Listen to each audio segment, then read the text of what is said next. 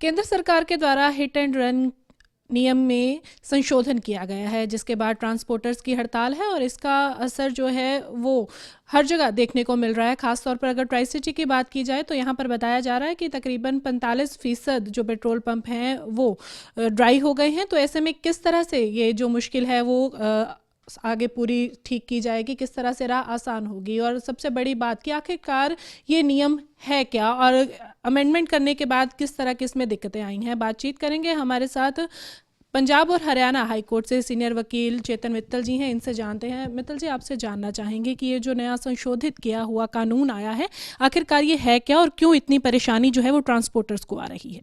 ये जो मुद्दा हिट एंड रन वाला है कि ये बहुत देर से चल रहा था और कई बारी कोर्ट्स ने भी कमेंट किया है कि जो हिट एंड रन बहुत सीरियस ऑफेंस है। और वो लोग जो हिट एंड रन, जिसमें कई इंसिडेंट दिल्ली में भी हुए, बड़ी बड़ी गाड़ियों में माइनर बच्चे और कई कई लोगों को मार के, या कई बार सड़क पे लगे हुए कोई सोया हुआ उसको मार के चले गए।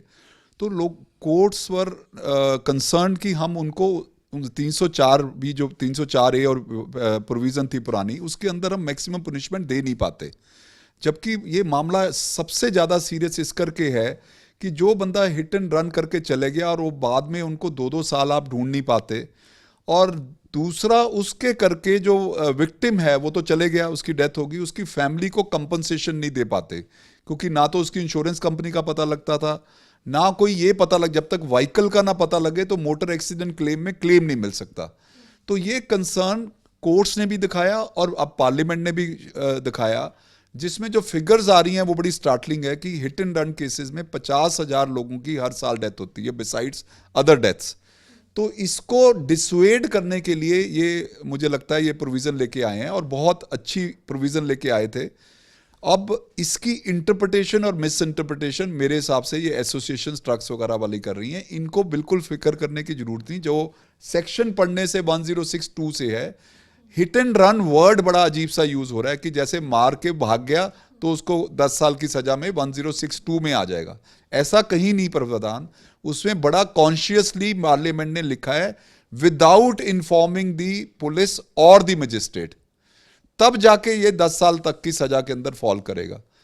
तो अगर वहां पर जो इनका कंसर्न, जो मैंने मीडिया के थ्रू पढ़ा है या जो इनकी डिमांड्स हैं, उनके माइंड में ये फियर डाल दिया गया है कि अगर वो मार के भागे तो ये 106(2) लग जाएगा। नहीं, ऐसा नहीं है।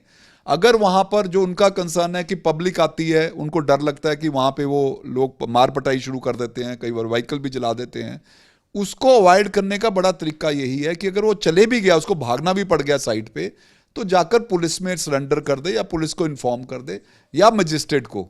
तो ये तो बड़ा सिंपल सी बात है।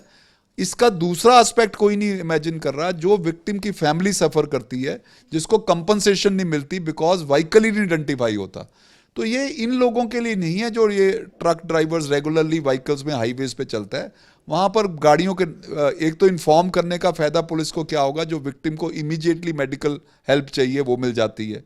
दूसरा, आइडेंटिफाई हो गया व्हीकल, कल को कंपनसेशन देनी है तो बाकी तो व्हीकल के साथ और ड्राइवर के साथ नॉर्मल एक्सीडेंट में भी वही होता है कि अगर वहां पे पकड़ा जाए तो जो प्रोविजन के अंदर चलेगा वो अपना डिफेंस दिखाएगा। रादर एक और बड़ा इंटरेस्टिंग इसके अंदर एस्पेक्ट उन्होंने डाला है कि जो नेग्लिजेंट नहीं है सच, अगर कोई पहले था कि व्हीकल गलत साइड से भी आ गया तो उसमें भी सजा के डिफरेंट 2 पोर्शंस रखे हैं। तो कई फायदे भी किए हैं। ये लोगों को श्योर करने की जरूरत है और मीडिया के माध्यम से मैं कहना चाहता हूं, इन लोगों को बताने की जरूरत है कि ये कानून hit and run as such नहीं बना, इसमें कई फायदे रखे हैं। इसमें पुलिस को इन्फॉर्म करने की प्रोविजन भी है और मजिस्ट्रेट को भी, तब जाके बनेगा ऑफेंस। आखिरकार ये किसके ऊपर आएगा, क्योंकि देखा गया है कि बहुत सारे ट्रांसपोर्टर्स जो हैं वो आगे ड्राइवर रखते हैं और वो आगे ट्रक जो है उसको लेकर जाते हैं। तो अगर ऐसे में कंपनसेशन की बात आती है या जुर्माना भरने की बात आती है तो वो किसके सिर आएगा? देखो, प्राइमरली तो ड्राइवर के ऊपर ही आती है। जितनी भी गवर्नमेंट के व्हीकल्स हैं उसमें भी ड्राइवर के है, उसकी ड्राइवर की नेग्लिजेंस के ऊपर फिर कई बार स्टेट को भी देना पड़ता है बिकॉज जॉइंट लाइबिलिटी है, सेवरल है। पर मुझे लगता है इस प्रोविज़न की भी फिक्र करने की ज़रूरत नहीं है। जहाँ पर भी व्हीकल्स इंश्योर्ड हैं तो एक कंपनसेशन अगर एक मोड से, मोटर एक्सीडेंट क्लेम ट्रिब्यूनल के अंदर जो बड़ा अब उसकी भी प्रोविजंस में एक्सपीडिशियस करने की कोशिश की गई है, अगर उसके अंदर उसको कंपनसेशन मिल गई तो लॉ बड़ा क्लियर है कि दो जगह से आप कंपनसेशन नहीं ले सकते। तो जब भी मजिस्ट्रेट के पास ये मामला आएगा कंपनसेशन देने का, अगर कंपनसेशन ऑलरेडी किसी ने क्लेम या ग्रांट हो गई है एक अनदर रेमेडी के थ्रू, तो कंपनसेशन किसी पे भी नहीं पड़ेगी, वो तो इंश्योरेंस कंपनी से पड़ेगी अगर व्हीकल आपका इंश्योर्ड है। तो 2-3 प्रिकॉशंस तो पहले भी हर एक कोई व्हीकल वाला लेता है कि एक तो बड़ा चेक रखना चाहिए कि ड्राइवर का लाइसेंस वैलिड है। जो प्रॉब्लम कई बार आती है कि अगर वैलिड लाइसेंस नहीं है तो इंश्योरेंस कंपनी भी मना कर सकती है। तो बाकी रैश एंड नेग्लिजेंट चला रहा है या नहीं चला रहा है, इंश्योरेंस अगर हुई हुई है, थर्ड पार्टी इंश्योरेंस हुई है, तो जो भी विक्टिम होगा उसको वहां से कंपनसेशन मिल जाएगी।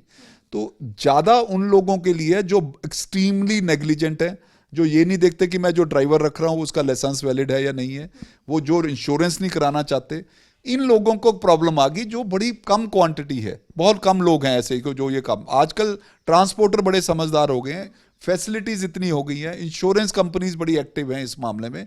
तो मुझे नहीं लगता ये कंपनसेशन वाला मामला भी बहुत बड़ा है, ये बहुत रेयर केस में कभी कभी होगा। ट्रांसपोर्टर्स का ये भी कहना है, खासतौर पर ड्राइवर्स का, कि 7 लाख जुर्माना जो है वो ज़्यादा है, या फिर अगर 10 साल की जेल है वो बहुत ज़्यादा है, क्योंकि ऑलरेडी उनका खर्चा इतना होता है या फिर उनकी तनख्वाह इतनी मामूली होती है कि ना तो वो जुर्माना भर सकते हैं और ना इस तरह से कैद काट सकते हैं। जब भी कोई पेनल प्रोविजन आती है वो इस करके नहीं आती कि उनको सजा देनी है।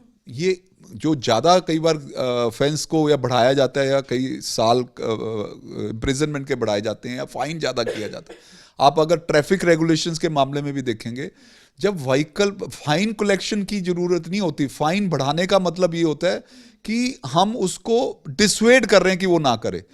तो ये जो हिट एंड रन के लिए 10 साल की है, उसको डिसवेड करने के लिए कंपनसेशन इस करके की है कि आप अपनी गाड़ी इंश्योरेंस रखो, आप सारी चीजें रखो। ये नहीं कहीं कहा कानून ने कि हाँ जरूरी 7 लाख रुपए देना है, ये सिर्फ कंपनसेशन डिसवेड करने के लिए और लोगों को आइडेंटिफाई करने के लिए कि ये लोग बिल्कुल जो नेग्लिजेंट हैं उनको सजा मिलेगी, अदरवाइज नहीं। आखिरी सवाल मैं आपसे लूँगी कि जिस तरह से देखा गया कि अभी तक इसका नोटिफिकेशन भी जारी नहीं हुआ है, और साथ ही साथ ये भी कहा जा सकता है कि ट्रांसपोर्टर्स को शायद एक क्लैरिटी ही नहीं है कि असल में ये चीज़ है क्या। जब भी नया कानून आता है तो इस तरह के प्रोटेस्ट और कई बार ये एसोसिएशंस वगैरह के मन में कई बार गुमराह हो जाते हैं। मेरा उनसे रिक्वेस्ट ही है कि आप किसी भी सिंपल से किसी लीगल ओपिनियन से लोगे तो section 1062 is very very clear. उसमें कोई बिना पढ़ के कोई इंटरप्रिटेशन की जरूरत ही नहीं है। बड़ा क्लियरली लिखा हुआ है, without informing person escaping without informing the police और मजिस्ट्रेट, ओनली उसको 106(2) लगेगी। और उसमें एक पब्लिक वेलफेयर के लिए आई है कि आप लोगों विक्टिम को इमीडिएटली रिलीफ मिल जाए। और वो आदमी जो भाग रहा है, इसमें ट्रांसपोर्टर क्या है, मैंने तो आपको शुरू में भी बताया, ये जो बड़े बड़े गाड़ियों वाले जो माइनर बच्चों को गाड़ियां पकड़ा देते हैं, ये बेसिकली तो उन लोगों को है जो अपनी आइडेंटिफाई छुपाना चाहते हैं, और वो विक्टिम को वहीं छोड़ के बिना परवाह किए भागने की कोशिश होती है। ड्रिंक्स करके रात को पार्टीज के कई इंसिडेंट्स हुए हैं।